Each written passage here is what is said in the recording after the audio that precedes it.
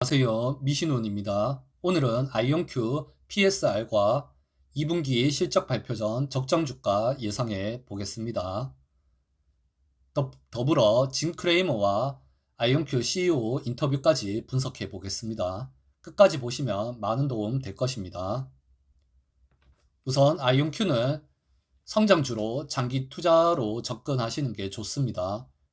저는 장기 투자 시 첫 번째 마켓 동향과 두 번째 매출, 세 번째 대체 경쟁 기업의 유무를 봅니다.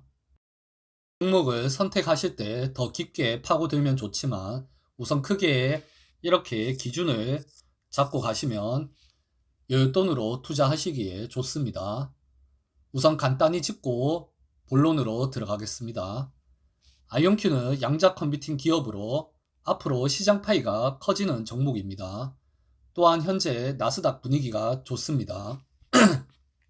두 번째, 매출로 오늘 매출 기반인 PSR을 조금 후 알아보도록 하겠습니다. 세 번째, 대체 가능한 기업의 유무입니다. 현재 아이온큐는 게이트 기반 중소형주 중에 선두 기업입니다. 기본적으로 성장주 투자 시 대체 가능한 기업의 등장 전까지는 장기 투자하시면 안정적 수익을 얻으실 수 있습니다. 그러면 분기 매출 확인과 PSR 계산해 보겠습니다. 표를 보시면 분기별 매출과 주당 순이익이 표시됩니다. 아직 적자 기업으로 최근 1분기 매출은 직전 분기보다 하락하였습니다. 작년 1분기와는 비슷했습니다. 100만 달러 기준이고요. 그리고 2분기 예측치는 1700만 달러로 호실적이 예상됩니다. PSR을 먼저 알아보도록 하겠습니다. PSR은 이미 아시는 분들도 많으시겠지만 모르시는 분들을 위해 천천히 알아보겠습니다. 아시는 분들은 스킵하셔도 되며 처음 접하시는 분들은 보시고 다른 적자 기업에 적용해 보시면 나스닥에 성장하는 유망 기업들이 많습니다. 그 유망 기업들 중에서 스스로 픽해서 진입 준비를 하시고 장기 투자를 하시기에 좋습니다. 그러면 PSR은 시가총액을 연간 연매출로 나눈 값입니다. 기업의 가치를 매출과 비교해 보는 것으로 PER은 이익이 나야지만 계산을 할 수 있습니다. PSR은 적자 기업도 분석 가능한 매출 기반 자료입니다. 먼저 시가총액은 현재 주가 곱하기 주식수입니다. 현재 주가 곱하기 발행된 주식수이고요. 보통 기업 정보에서 시가총액을 바로 확인하실 수 있습니다. 연간 매출액은 PSR 산정 시 TTM으로 계산을 합니다. TTM은 최근 4개 분기의 매출액의 합계입니다. TTM을 사용하는 이유로는 2024년, 2025년 이렇게 1년 단위가 아니라 최근 4개 분기를 사용하면 최신성을 더 반영할 수 있습니다. 기업마다 결산일이 다르기 때문에 최근 12개월 자료로 비교가 비교적 정확합니다. 또한 다른 지표와의 비교에도 편리하게 됩니다. 그러면 아이온큐의 PSR을 알아보도록 하겠습니다.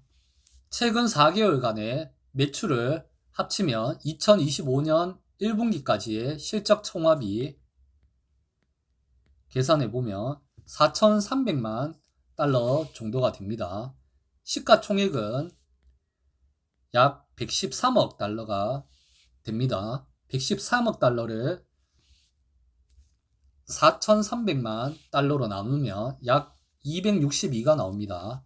즉 262가 밸류에이션이 되고 262배수가 되는 겁니다. PSR이 262가 되기 때문에 상당히 높은 수치이고 성장주들 중에서도 장제성과 기술력이 높은 평가를 받는 기업들만 가능한 수치입니다. 또한 마켓 시장의 분위기가 좋아야지만 가능한 수치가 됩니다. 그러면 2분기 실적 발표를 예상하여 매출 기반 PSR로 주가를 예상해 보겠습니다. 단순한 참고로 알아보는 것으로 주가를 점치는 것이 절대 아닙니다. 참고로만 생각해 주시기 바랍니다. 이제 2분기 매출 예상치가 아까 말씀드린 것과 같이 1,700만 달러 됩니다. 동일 PSR로 우선 계산 시 시가총액 예상치가 128억 달러입니다. 현재보다 약 12.9% 상승한 예상치입니다. 그러면 12.9% 높은 상황을 주가에 계산해 보면 48.88달러가 됩니다. 단순한 예상치이고요. 현재 양자 컴퓨팅 종목들이 분위기가 좋고 나스닥이 분위기가 좋기 때문에 PSR 밸류가 높습니다. 현재 밸류 그대로 계산한 주가 상황이고요.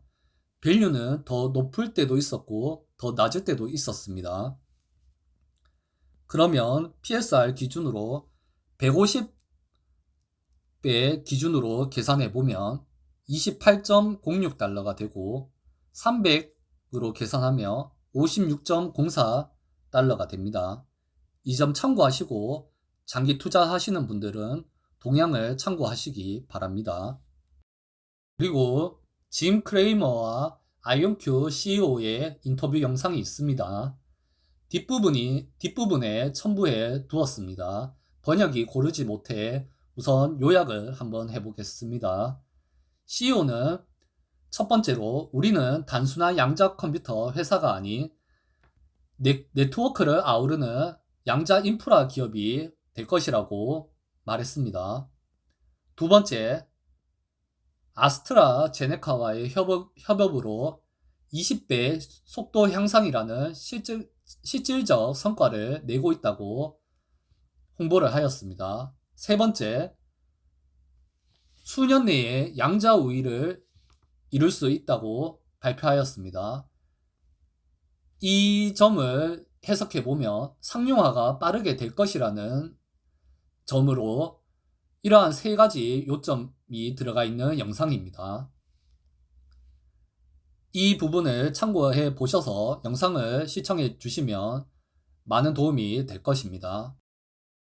전문 내용을 보시면 CEO의 스타일을 직접적으로 느끼실 수 있습니다.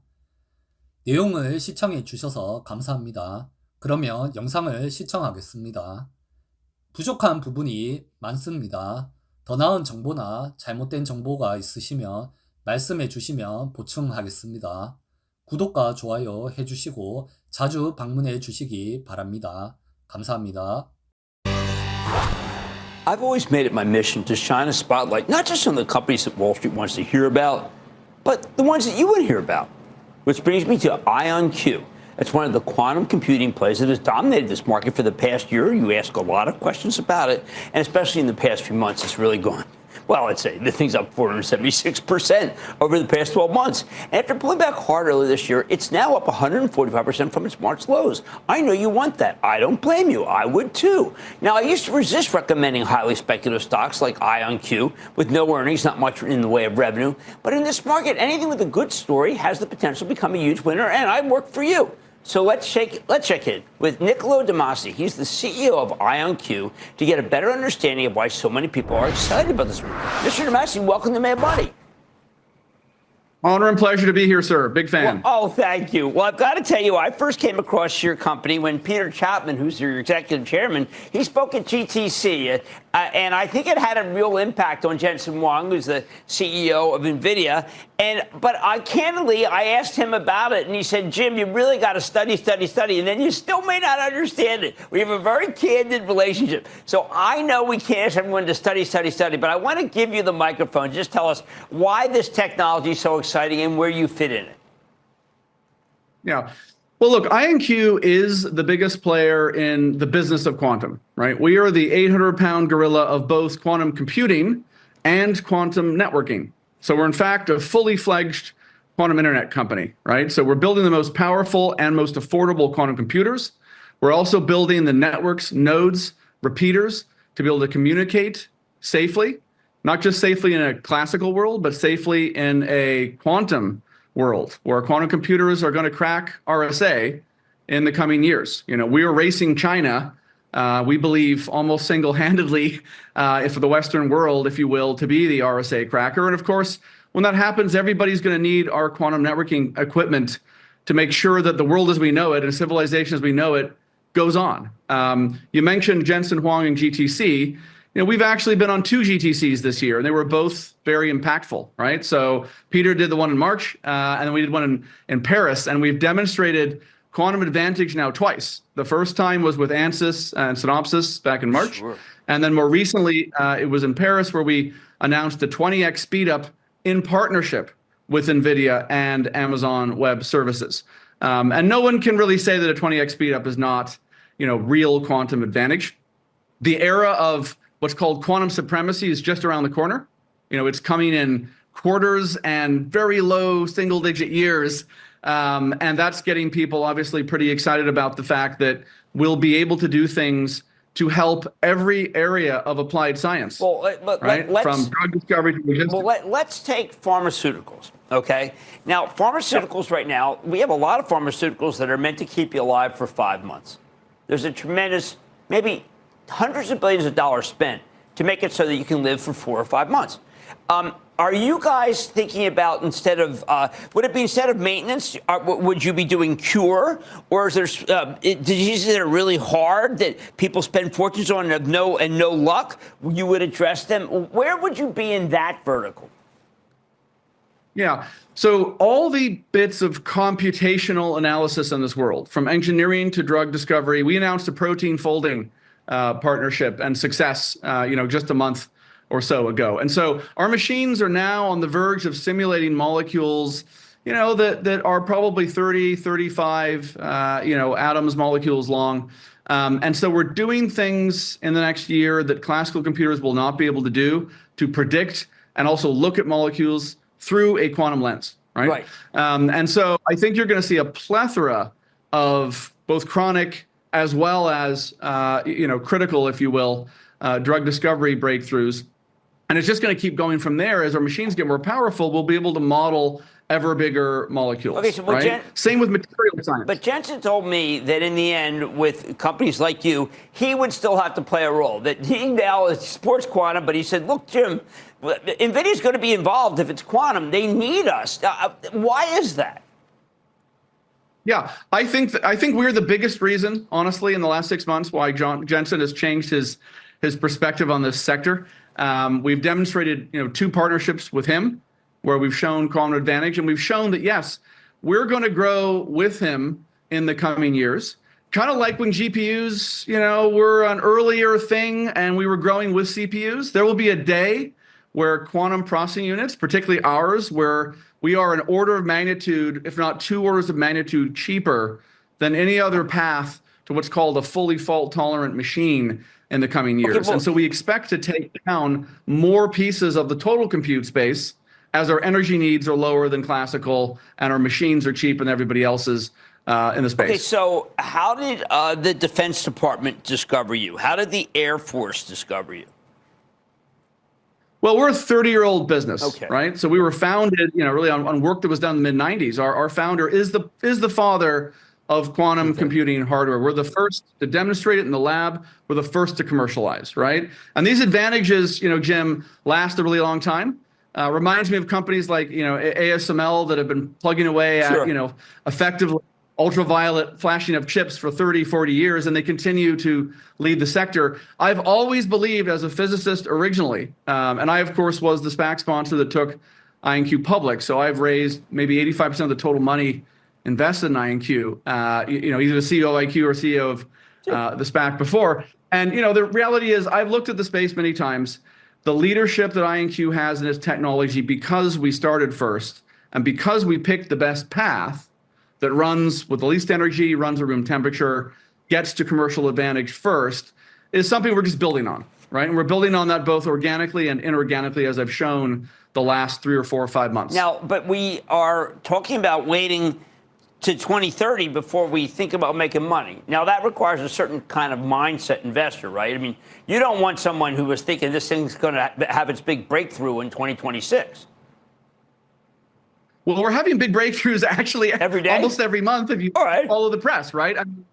So it's bigger breakthroughs. And one of the things, Jim, that gets people excited, I think, about IonQ in particular is we're moving the size of our machines forward so quickly that we're doubling the compute space, sometimes every week, sometimes every month, right? And so generations of our machines are not a factor of two bigger like Moore's law. They could be hundreds of millions of times more powerful. They could be billions of times, maybe even trillions of times more powerful, because the scaling gets so vertical in the next few years that classical computers can't write out the size of the number if you look at 2 to the power of the large qubits that we'll be producing. All right. Well, look, so totally new paradigm. I have to let it go there. I am fascinated by everything you say. I know I have to do some sort of special or something about this because our viewers want it and they are owed it. And I just learned, even in this short snippet, I learned why Jensen changed his mind and why he started talking about how it's sooner rather than later, because of things that you did.